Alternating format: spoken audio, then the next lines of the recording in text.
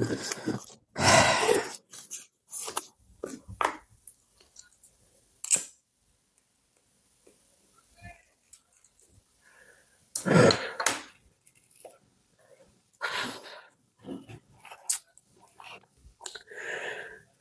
nggak kamu hancur tapi tidak tahu bagaimana cara menjelaskan rasa sakit itu pada dunia?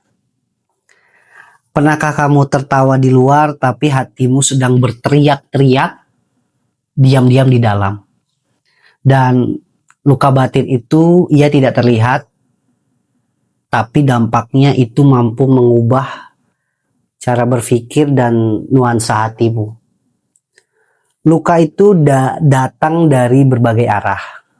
Dikhianati orang, disakitin oleh pasanganmu, diabaikan saat kamu sedang dalam aktivitas yang baik, dan tentu dari masa kecil yang tak pernah kamu ceritakan pada siapapun, itu menjadi luka yang terus berkembang biak dalam dirimu. Dan luka batin itu bukan suatu kelemahan. Dan luka batin adalah jejak dari hal-hal besar yang pernah kamu lalui. Atau mungkin dari masa kecil, dan tentu satu hal yang tak boleh kita lakukan adalah membiarkan ia membusuk dalam diam.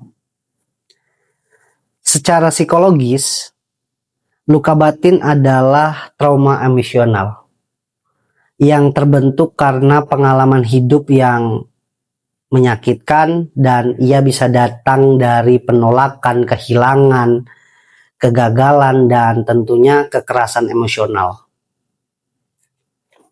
Dalam studi yang dilakukan oleh Beck, seorang ahli psikolog kognitif, luka batin itu membentuk keyakinan negatif tentang diri kita sendiri.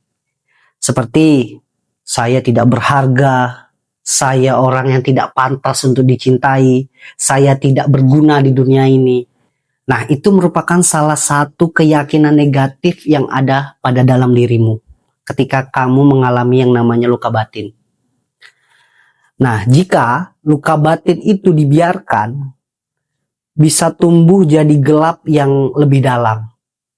Muncul dalam bentuk gangguan tidur, overthinking, ledakan emosional, dan tentu rasa hampa yang tak pernah pergi.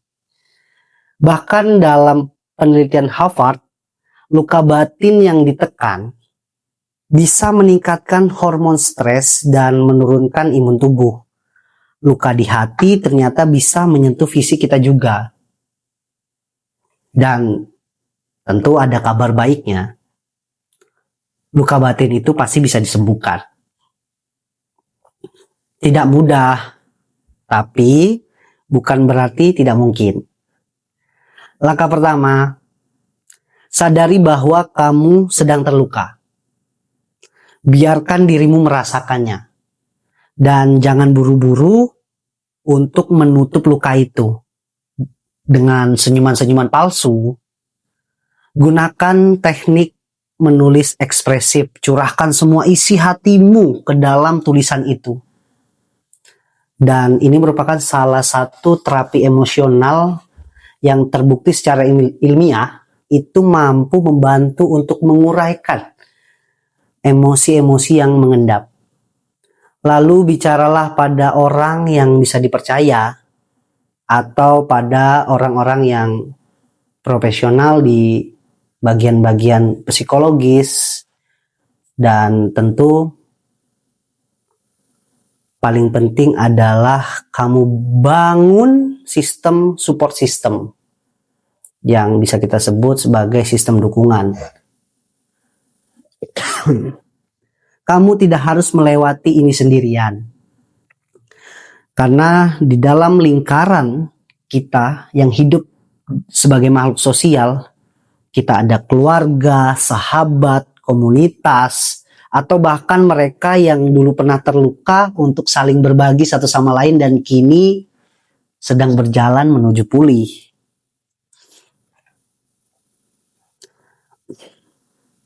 Dan luka batin tak bisa disembuhkan dengan waktu saja. tapi dengan keberanian.